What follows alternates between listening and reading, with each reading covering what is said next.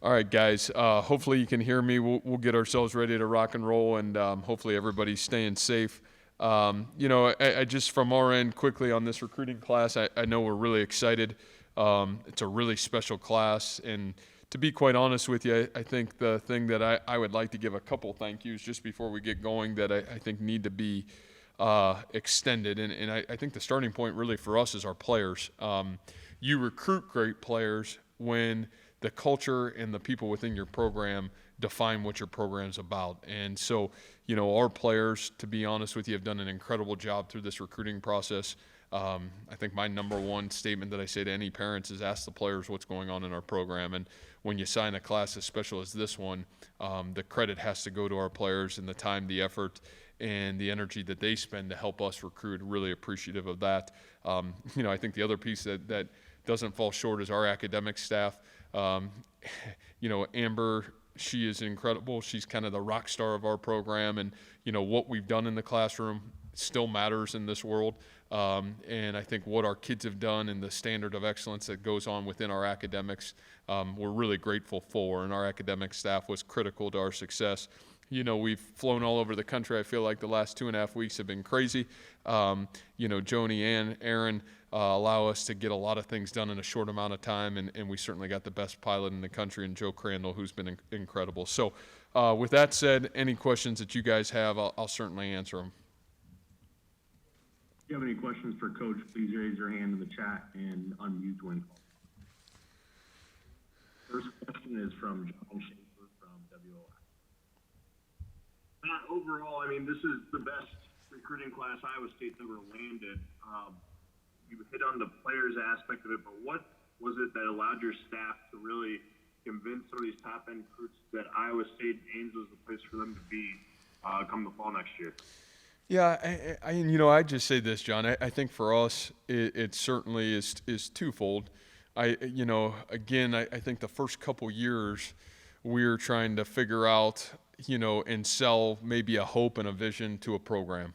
And I think the reality of what we've had the ability to become over the last 3 football seasons has allowed our coaching staff to go out and some of the top-notch players that have been on our board or we've been able to identify and create real, authentic relationships with these young people and their families and create a great trust and a great bond through the recruiting process. And I think that's always helped us, but especially over the last 2 years, I think with our ability to have an extended amount of time to create those relationships and to create those relationships on reality of what our program has become both on and off the field, I think that's really been big for us.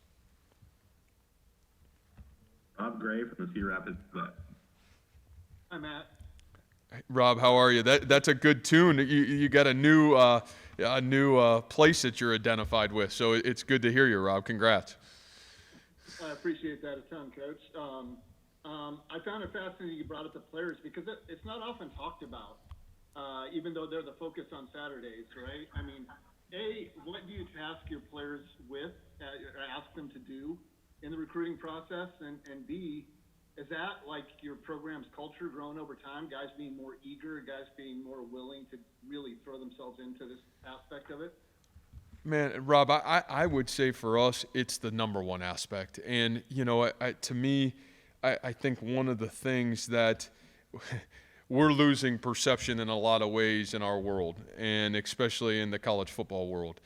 But it is still about what's going on in the locker room. And again, we're dealing with 18 to 22-year-olds who, quite honestly, they define where we go and what they believe in and what we stand for. And I would rather a young person come here because they have obviously great trust in myself and the coaches, but most importantly, have unbelievable trust in the people that they're going to play with every day. And, I think for my end, even taking myself back as the college football player, how critical the relationships in that locker room and the people in that locker room are to the long-term success of your program. And, what I think I've always tasked our players with is to be able to leave the program in a better place than they found it.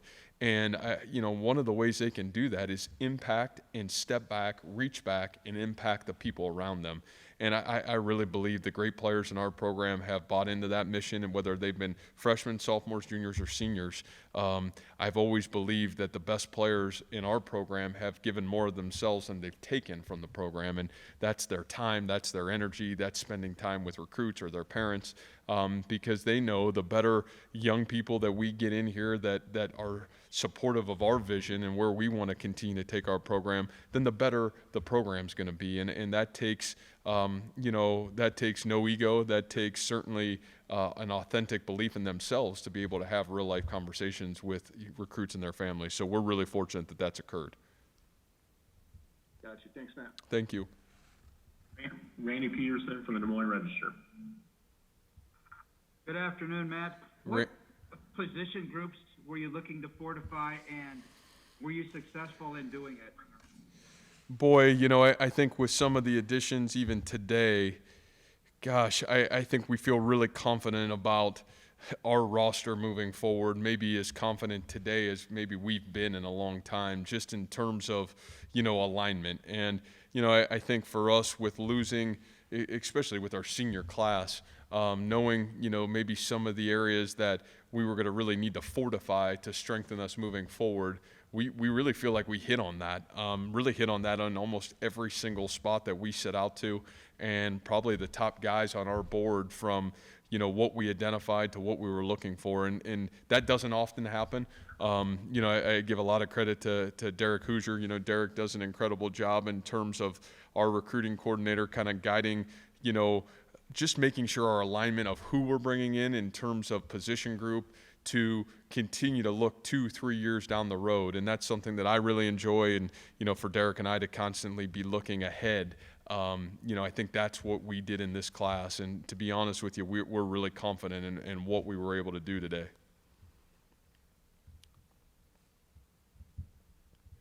Jared Stansbury from Cyclone Fanatic.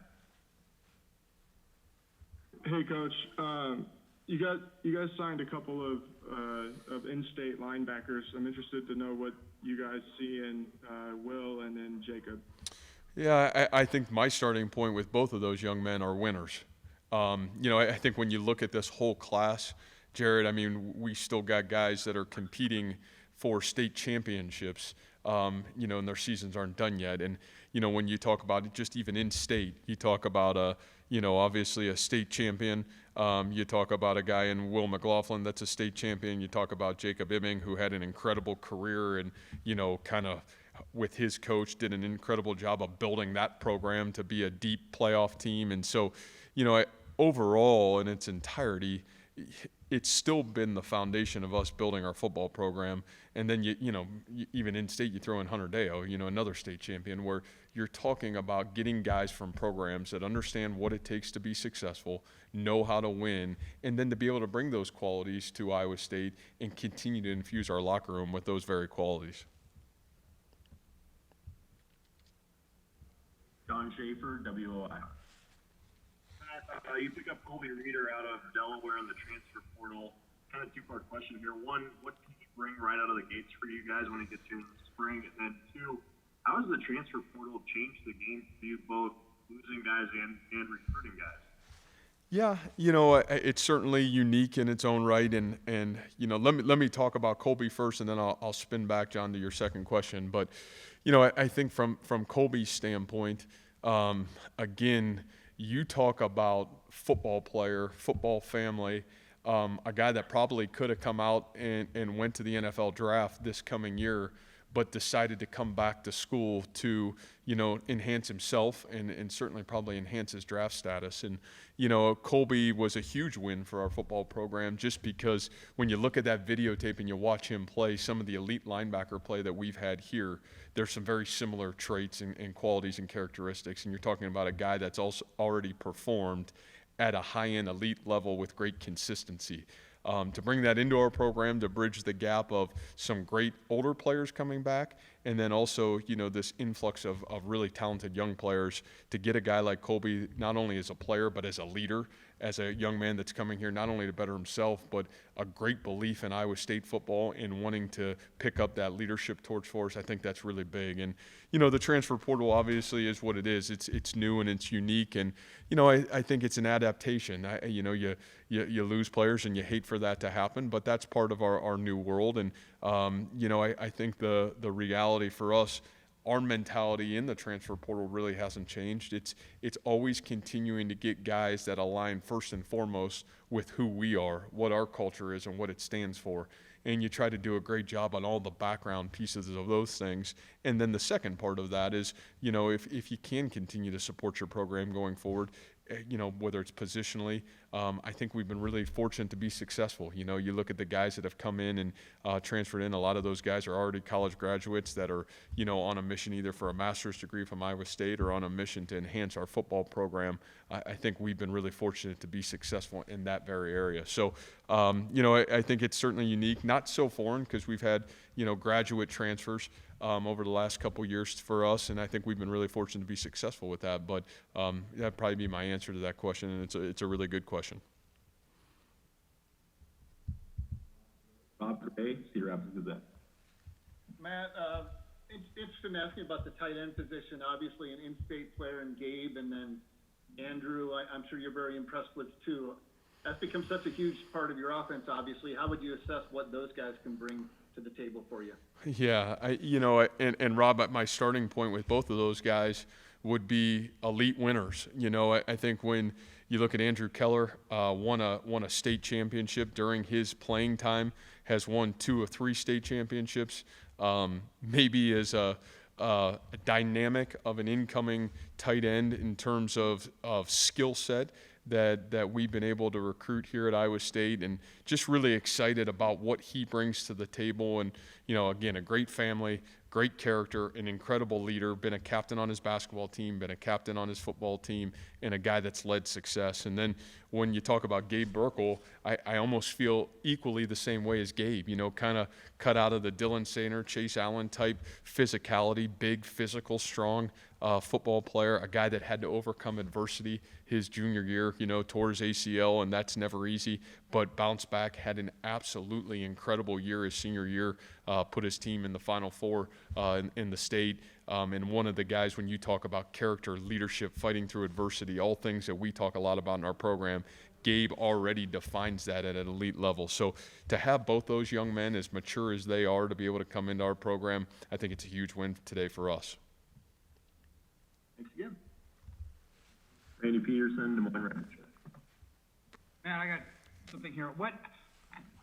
There's a lot of talk about this date, this recruiting date, this December date moving back. What are your thoughts on that? Yeah, gosh, I probably got a lot of thoughts on a lot of things right now, but I know you want me to answer those, Randy, but I probably need time to answer those. But here's the one thing I would say about the recruiting date is a positive. I know we got coaches going all over the place. I think from an Iowa State standpoint of our consistency and loyalty to build a program here, I think there is an advantage. These are young men that we have had relationships probably for well over almost a year and a half now.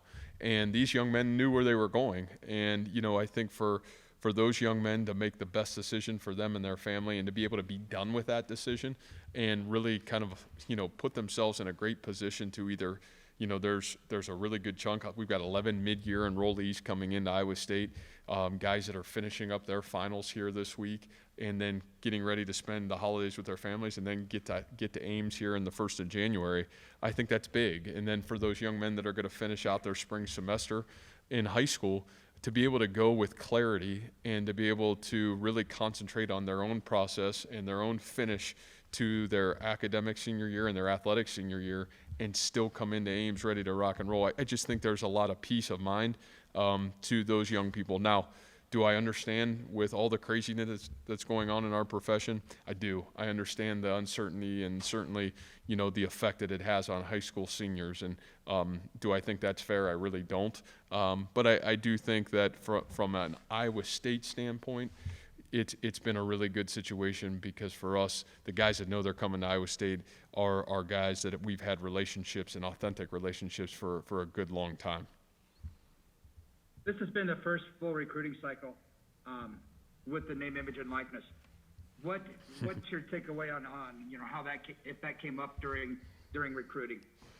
Well, it's probably come up at a lot of places. I don't know if it came up a whole heck of a lot in Ames, Iowa, or at Iowa State.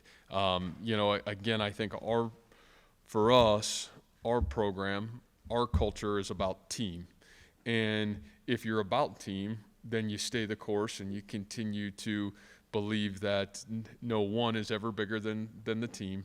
And we continue to do a great job with our first and foremost process of being about team. Now, that doesn't mean that we don't have guys that have engaged and have had opportunities to profit off a name, image, and likeness. I think that's awesome.